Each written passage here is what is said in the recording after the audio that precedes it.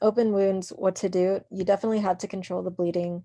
And to prevent infection, you have to clean the area with soap and water, and that's to remove germs, dirt, bacteria, etc., and again, prevent infection. You will need to put a covering no matter how severe the injury is, and this includes like typical band-aids, adhesive compresses, or roller bandages. Uh, Open wounds that are minor, you have to, no matter what, always adhere to sterility.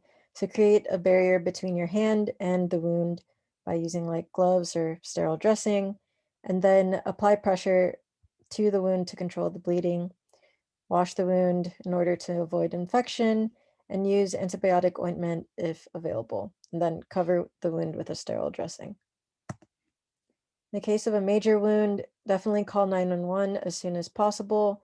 Put on gloves as you're trying to control the bleeding.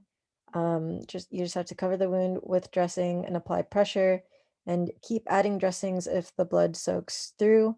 Additionally, if you can make a makeshift tourniquet, that would also be helpful just to prevent, just to control the bleeding.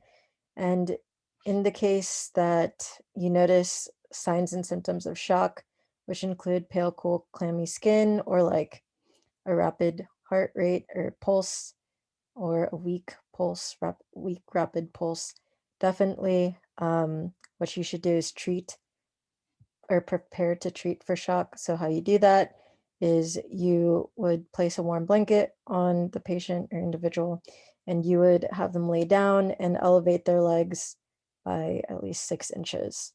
And then definitely wait for for EMS to come so that they can give the patient oxygen. And definitely just reassure the patient the entire time. Then you have burns. With burns, call 911 if you suspect the burn is severe. And what you need to look for is if the patient is having trouble breathing, and if there's burns to the airway.